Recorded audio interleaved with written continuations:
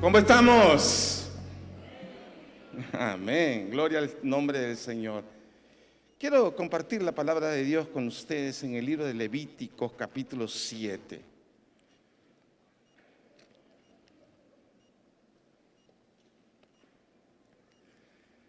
Libro de Levítico, capítulo 7. Dice la palabra del Señor.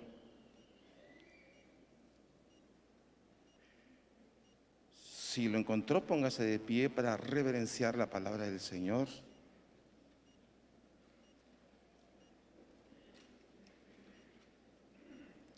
Levítico capítulo 7.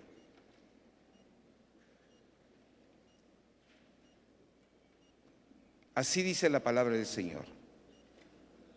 Asimismo, esta es la ley del sacrificio por la culpa. Es cosa muy santa. En el lugar donde degüellen el holocausto, degollarán la víctima por la culpa y rociará su sangre alrededor sobre el altar. Y de ella ofrecerá toda su grosura, la cola, la grosura de la cumbre de los intestinos, los dos riñones, la grosura que está sobre ellos y los que está sobre los ijares, y con los riñones quitará la grosura sobre el hígado. Y el sacerdote lo hará arder sobre el altar, ofrenda encendida a Jehová, es expiación por la culpa. Todo varón de entre los sacerdotes la comerá, será comida en lugar santo, es cosa muy santa. Como el sacrificio del pecado, así es el sacrificio por la culpa. Una misma ley tendrá. Será del sacerdote que hiciese la expiación por ella. El sacerdote que ofreciera holocausto de alguno, la piel del holocausto que ofreciere será para él. Asimismo, toda la ofrenda que se cociere en horno y todo lo que fuese preparado en sartén o cazuela, será el sacerdote que lo ofreciere. Y toda ofrenda amasada con aceite o seca será de todos los hijos de Aarón, tanto de uno como de otro. Y esta es la ley del sacrificio de paz que se ofrecerá a Jehová. Y si se ofreciera en acción de gracia, ofrecerá por sacrificio de acción de gracias tortas sin levadura, amasadas con aceite, y hojaldres sin levaduras, untadas con aceite y flor de harina, frita en tortas amasadas con aceite. Con tortas de pan leudo presentará su ofrenda en el sacrificio de acción de gracia, de paz. Y de toda la ofrenda presentará una parte por ofrenda elevada a Jehová, y será del sacerdote que rociare la sangre de los sacrificios de paz y la carne del sacrificio de paz en acción de gracia se comerá en el día que fuere ofrecida. No dejará de ella nada para otro día. Soberano Señor, te damos gracias por darnos el privilegio de estar en tu casa, Señor. En tu casa hay pan. En tu casa hay vida, en tu casa hay sanidad. Mientras predicamos tu palabra, Señor, todo espíritu de las tinieblas sea sujeto, toda persona atada, Señor, en algún vicio sea liberada. Mientras predicamos tu palabra, Señor, milagros acontezcan. Mientras predicamos tu palabra, el corazón de los padres vuelva a los hijos y de los hijos a los padres. Toda palabra humana, Señor, sea olvidada, la tuya quede en el corazón de cada uno, Señor, y el fruto, Señor amado, sea abundante en la vida de cada uno de tus hijos y de tus hijas. En tu nombre, Señor, amén. Amén. Tomen sus lugares, queridos, amados de Dios.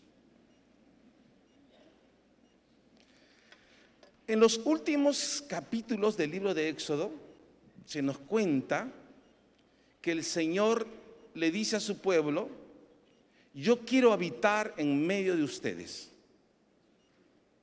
El Dios santo, poderoso, que su presencia hacía temblar y humear el monte, dice: quiero morar en medio de mi pueblo. Constrúyame un tabernáculo. Los últimos capítulos de Éxodo nos habla de la construcción del tabernáculo y cómo la presencia del Señor cae, es manifestada en el tabernáculo, porque ese tabernáculo iba a decirle al pueblo que el Señor iba a habitar allí y ellos se podían acercar para tener comunión con Él ahí. Pero luego viene un problema que va a afrontar el libro de Levítico. cómo ese Dios santo, todopoderoso, ese Dios temible, se iba a relacionar con un pueblo que por más que intentase, por más que quisiera, cometía sus errores, cometía sus pecados. ¿Cómo se iba a tener comunión? ¿Cómo se iban a relacionar? Porque la santidad de Dios, ellos lo habían visto, era tan poderosa que las personas podían morir si no estaban a cuentas. El libro de Levítico entonces nos habla de cómo ese pueblo se podía relacionar con el Dios santo que habitaba en medio de ellos. Es así como el libro de Levítico nos va a hablar de ciertas ofrendas, de ciertas ceremonias, de ciertos rituales para aplacar la justicia de Dios cuando alguien haya pecado o cuando alguien haya tomado decisiones equivocadas. Los primeros capítulos del 1 al 7 del libro de Levítico nos habla de estas ofrendas, de estas ceremonias, de estos rituales, para que se pueda relacionar adecuadamente el creyente con su Dios santo. El capítulo 7 del libro de Levítico es una especie de resumen precisamente de estas ofrendas, las más importantes, y en ella nos va a hablar la ofrenda que se tenía que presentar cuando alguien había pecado, ofrenda del pecado. La ofrenda que se tenía que presentar cuando alguien había ofendido, defraudado, dañado a su hermano, ofrenda por la culpa. Este capítulo 7 nos menciona también acerca del holocausto, una ofrenda muy especial que subía como olor grato a la presencia del Señor. Y también estos versículos nos van a hablar acerca de la ofrenda de paz, una ofrenda alegre que nos habla el libro de Levítico. Quisiera hablar y empezar entonces con la ofrenda por el pecado. Era necesario que la persona que había cometido un pecado sufriese el castigo, sufriese la justicia de Dios. Era necesario. Porque el Señor había dicho que nosotros tenemos que ser santos porque Él es santo. Porque nosotros teníamos que ser diferentes a los pueblos de la tierra. Pues si con nosotros habitaba el Dios santo, nosotros teníamos que vivir de acuerdo a ese Padre que tenemos. Un Padre santo obliga a que sus hijos se conduzcan decentemente y en santidad.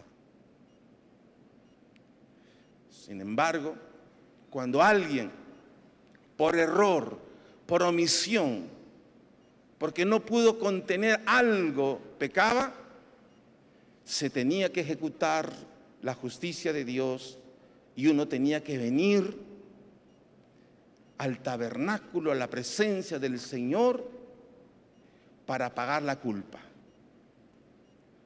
Pero si la persona pagase la culpa, quedaría ajusticiado inmediatamente y así el pueblo de Dios iba a quedar sin habitantes. Por eso es que el Señor estableció una forma, un mecanismo para que la persona pecadora sea limpia de su pecado, y en el libro de Éxodo dice expiado, limpio de su pecado, y renueve su relación con Dios.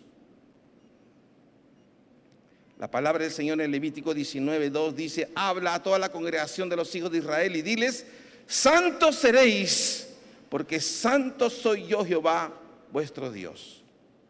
¿Qué tenía que hacer? El pecador tenía que traer un animalito. Este animalito podía ser un becerro, podía ser una oveja, podía ser una ave. ¿Por qué esa diferencia? Porque todos tenían que presentar un sacrificio, todos. Y el que no tenía mucho dinero y no podía tener un becerro, una oveja, pues por lo menos unas palomas, unas tórtolas tenían que presentar. Y había establecido el procedimiento del Señor. Tenía que ser sacrificado en un lugar específico, no en cualquiera, en un lugar específico, en un punto preciso. Y el pecador tenía que poner su mano sobre el animalito, la víctima, como una figura de que su pecado era transmitido al animalito y la ira de Dios, en vez de caer sobre el pecador, caía sobre el animalito. En otras palabras, el animalito estaba sustituyendo al pecador. Ahí se degollaba. Se tomaba la sangre y la sangre se esparcía 7 veces en el altar del Señor. El 7, el número divino.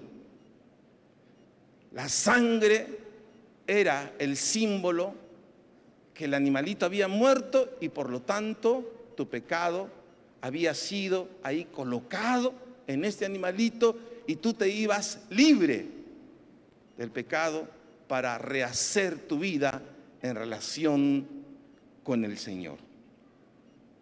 Después que rociaban la sangre, la ofrenda por el pecado, la ofrenda por la culpa, se trozaba el animalito y parte de este animalito se quemaba en fuego. Ahí entonces el pecador podía ver que su pecado siempre paga. ¿Entiende usted? El pecado siempre paga. Dios no toma por inocente al pecador. Si bien es cierto, Dios es bondadoso y misericordioso, a la vez Él es santo y justo. Y por lo tanto, Él tiene que ejecutar su justicia.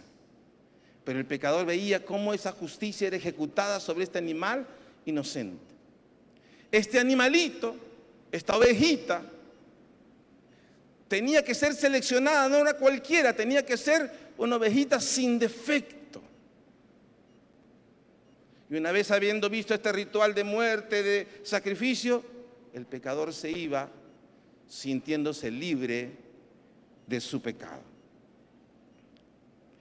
Hermanos, yo quiero que recordemos, sé que lo sabemos, porque en estos últimos tiempos se predica mucho en la iglesia: Dios te ama, Dios te quiere prosperar, Dios es bueno, Dios es misericordioso. Y es verdad, pero es parte de la verdad, porque la otra parte es que Dios es santo y quiere que sus hijos vivan en santidad. Porque dice la palabra que sin santidad nadie verá al Señor. Lo dice en el Antiguo Testamento y lo dice en el Nuevo Testamento. Así el pecador se iba sabiendo que su pecado había tenido un costo. Y el libro de Hebreos nos va a decir, pues, que este ritual, ¿no?, se tenía que hacer a cada momento. Cada vez que el pecador iba, imagínense cuántas ovejitas sacrificadas, cuánto trabajo para el sacerdote, cuánta sangre derramada. Y el libro de Hebreos va a decir que eso era una sombra, que era una profecía de lo que iba a acontecer. Porque si bien es cierto, en ese tiempo el pecador se iba aliviado, no era la solución definitiva. Así el libro de Levíticos, mediante esta ceremonia, estaba profetizando lo que iba a ocurrir después con nuestro Señor Jesucristo. Cuando Juan el Bautista habla y dice, y señala a nuestro amado Señor Jesucristo, y dice: he aquí el Cordero de Dios que quita el pecado del mundo. Está diciendo Juan Todos esos corderitos sacrificados en el tabernáculo, en el templo, fueron figuras, pero Él es el verdadero Cordero que envía el Padre, el Cordero de Dios, que quita el pecado del mundo. Quiero decirles, hermanos, que nuestro pecado le costó al Señor. Nuestro pecado le costó la sangre preciosa de nuestro amado Jesucristo. La palabra del Señor nos dice en 1 Juan capítulo 2 versículo 1: hijitos míos, estas cosas os escribo para que no pequéis. Y si alguno hubiere pecado, abogado tenemos para con el Padre, a Jesucristo el justo. ¿Cuál es el propósito de Dios para sus hijos? Que no pequéis. Porque la Biblia nos dice que la paga del pecado es la muerte. Hay paga por el pecado y el propósito es que sus hijos vivan en santidad.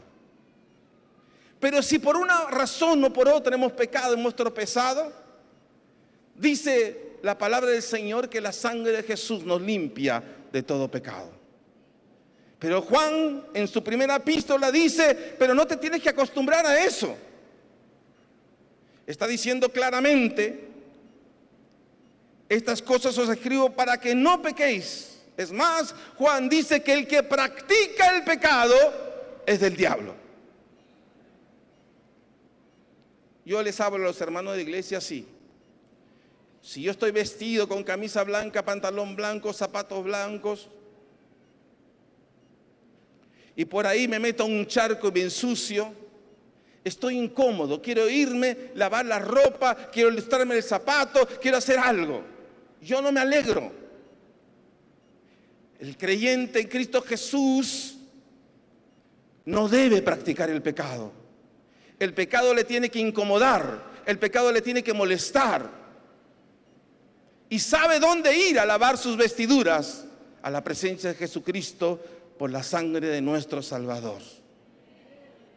Es diferente cuando alguien está con zapato blanco, media blanca, pantalón blanco, camisa blanca, y está en el charco y se ríe. Y empieza a bailar en medio del charco. Y luego se revuelca. Ese no es un hijo de Dios. Porque el hijo de Dios tiene que amar la santidad porque su Padre es santo. A su nombre, a su nombre, a su nombre.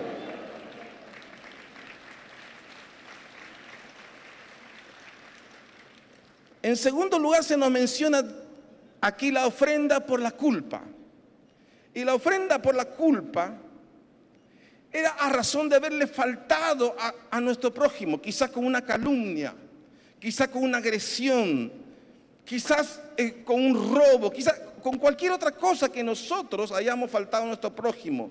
Por lo tanto, éramos culpables de dañar a otras personas. Había un procedimiento.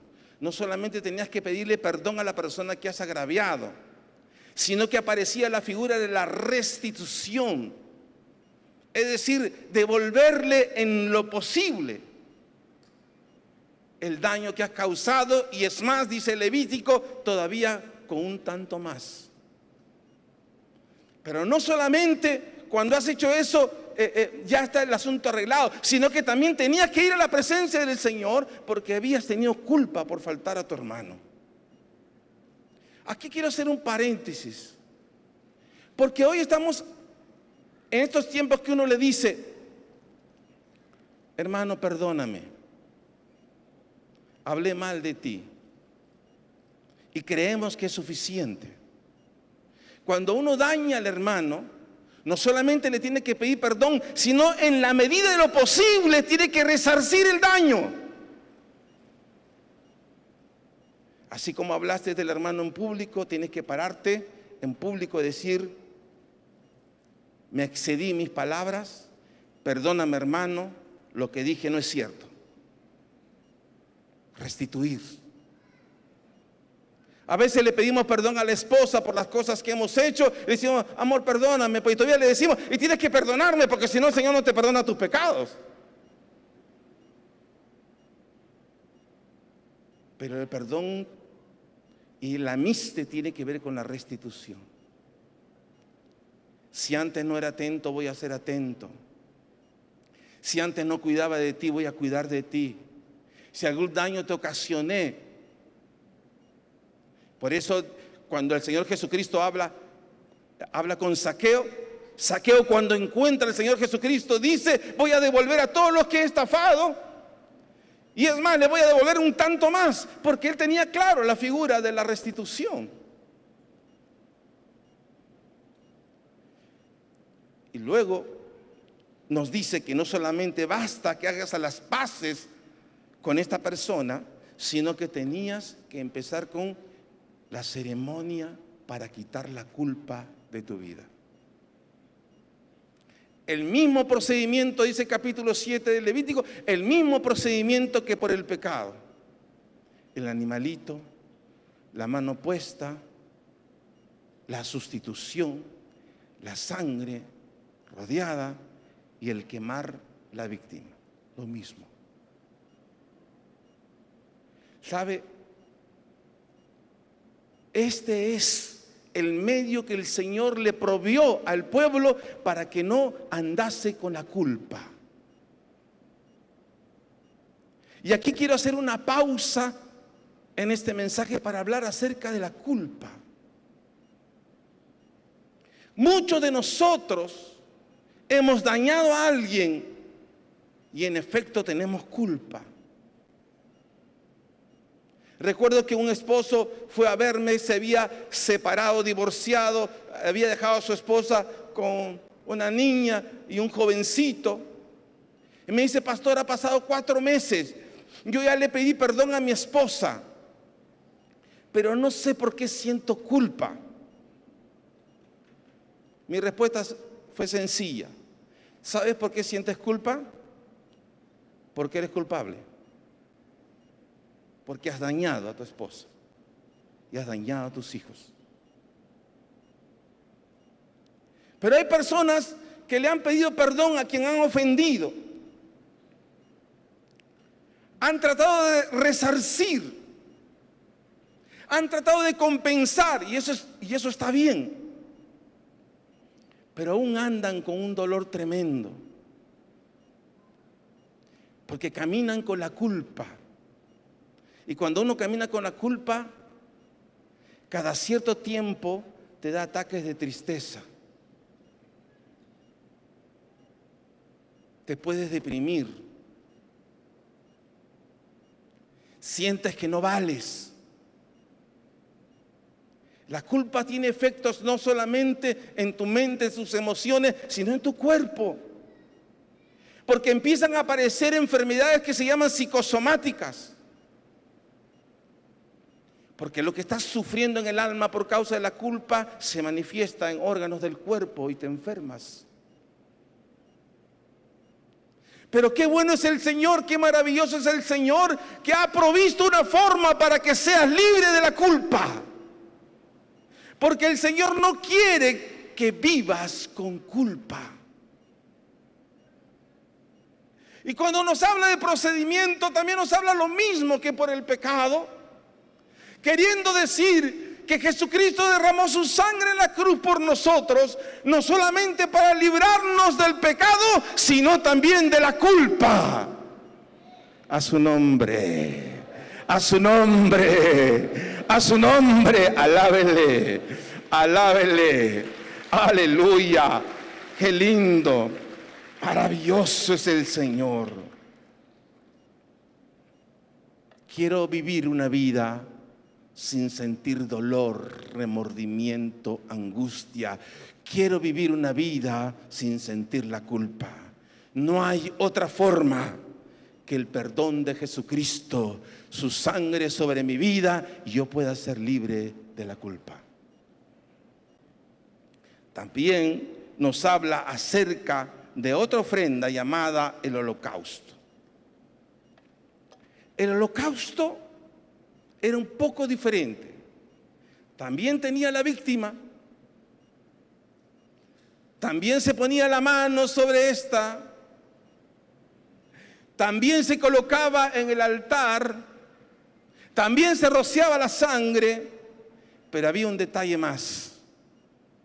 En el holocausto se tenía que quemar todo el sacrificio. Y no ardía 1 hora, 2 horas, 3 horas. Ardía desde la tarde hasta el día siguiente, hasta que no quede nada. Es una consumación total, que salía el olor a la presencia del Señor. El holocausto nos habla acerca de una entrega total. Nos habla de un sacrificio total, sin reservarse nada. Aleluya. Y quien fue y quien presentó este tipo de sacrificio fue nuestro Señor Jesucristo. Porque Él lo entregó todo. Él entregó su juventud. Él entregó su cuerpo. Él entregó su descendencia.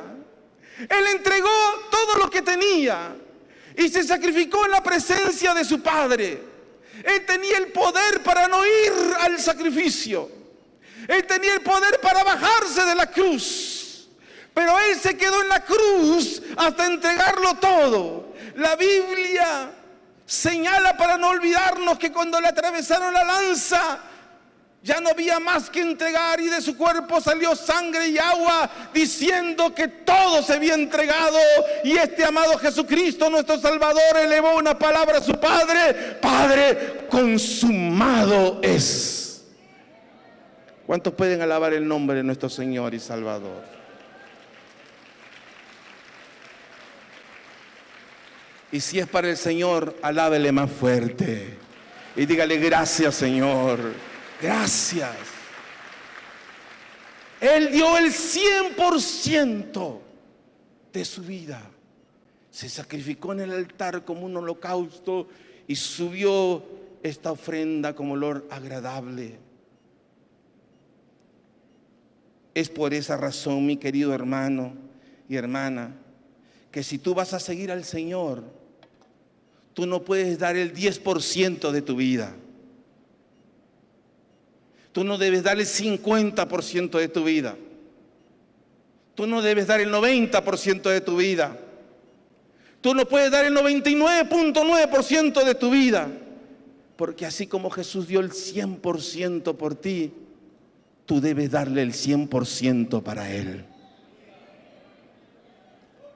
Eso es lo que dice el apóstol Pablo en Romanos capítulo 12, versículo 1. Así que, hermanos, os ruego por las misericordias de Dios que presentéis vuestros cuerpos en sacrificio vivo, santo, agradable a Dios, que es vuestro culto racional.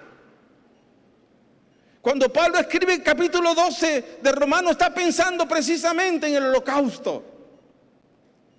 Cada día debemos presentarnos delante del Señor con esta vida y decirle: Señor, toma mi vida. Te doy el 100% de mi vida. Estoy aquí, Señor, para servirte. Estoy aquí para consumirme para la gloria de tu nombre. Cada persona debe sacrificarse, presentarse al Señor como este sacrificio vivo, no en partes, no en por cientos, sino totalmente, porque ese es tu culto, esa es tu adoración, ese es tu cántico. Y mi pregunta es aquí: ¿estás entregando el 100% de tu vida al Señor? O tú dices: en esto te voy a obedecer, pero en esto no. Esto voy a dar, pero esto me lo reservo. La palabra del Señor nos dice que tenemos que presentarnos. Por eso que el apóstol Pablo va a decir: ya no vivo yo, mas Cristo vive en mí. Y lo que ahora lo vivo en este cuerpo, lo vivo para mi Señor, quien me amó y se entregó a sí mismo por mí. Ya no. Ahora toda mi vida está para el Señor. holocausto. Pero hay algo muy interesante que nos habla la palabra del Señor en este capítulo 7 de Levítico. Dice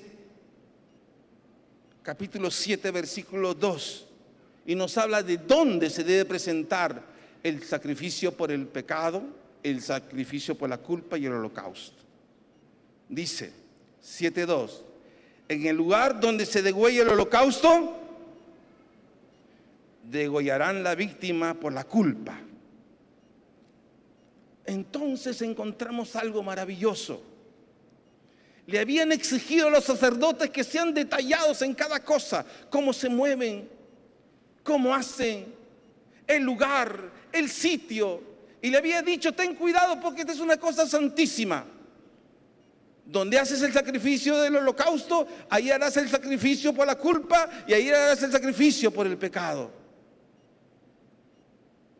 Miles de años después llegamos a entender por qué el Señor había sido tan preciso. ¿Sabe por qué? Porque con la venida de nuestro Señor Jesucristo, en un solo lugar se entregó el 100% de su vida en holocausto. En un solo lugar se pagó el pecado. En un solo lugar se quitó la culpa. En un solo sitio se hicieron los 3 actos. En la cruz del Calvario, en el Gólgota, por el sacrificio de Jesús, mis culpas son limpiadas, mi pecado es quitado y es presentado mi vida en sacrificio santo y agradable al Señor. Alábele al Señor. Alábele al Señor. Aleluya. Esta es la razón. Esta es la razón porque en el libro de Apocalipsis se está preguntando quién es digno de abrir los sellos del libro, que es la revelación. Y se pregonaba, y dice que Juan lloraba porque quería conocer el contenido, pero no había nadie digno de romper los sellos y conocer la revelación de Dios, hasta que alguien dijo, acá hay uno que es digno, nuestro Señor Jesucristo, el Cordero de Dios, que dio su vida por nosotros, y Él apareció, Él abrió los sellos, porque Él es el único digno, el que pagó con su sangre en la cruz del Calvario el perdón de mis pecados, la liberación de mi culpa, el sacrificio agradable y santo al Señor. Por eso el libro de Apocalipsis dice que las personas que están ahí, estos seres espirituales, colocan sus coronas a los pies y dicen que de Él es el reino, la alabanza, la gloria y el poder. Y la iglesia tiene que abrirse en gratitud al Señor, al único que le perdonó sus pecados, quitó su culpa, lo reconcilió con el Padre. A Él sea toda la gloria, la honra, el honor, porque en un solo acto, en la cruz del Calvario, en el Gólgota, Él hizo todo eso por nosotros. Yo no sé, pero si yo estuviera en esa silla, yo me pararía y glorificaría el nombre del Señor, porque por Él somos salvos, por Él hemos sido restaurados y ahora vivimos para Él. Por eso que adoramos. Y cuando vamos en el libro de Apocalipsis, la misma adoración que se hace al Padre, se hace al Hijo, el Cordero de Dios. A su nombre, a su nombre, a su nombre. Aplauda al Señor, aleluya. Alábele. Qué maravilloso, qué maravilloso. Finalmente, en estos 15 versículos termina hablándonos de otra ofrenda, que es la ofrenda de paz. Básicamente la ofrenda de paz era una ofrenda de gratitud. La ofrenda de paz se presentaba cuando alguien estaba feliz porque Dios había respondido su oración y le había entregado lo que tanto había anhelado. Y se venía y presentaba su ofrenda de paz. La ofrenda de paz era una ofrenda que también presentaban las personas que habían alcanzado una meta espiritual. Los que habían hecho voto y se habían abstenido de ciertas cosas hasta una determinada fecha, llegaban y decían: Dios me ayudó a resistir.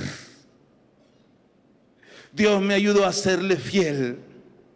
Y por eso traigo mi ofrenda de paz. Era similar el animalito, la oración, todo era similar, pero había una diferencia. Cuando se presentaba la ofrenda de paz, se seccionaba el sacrificio.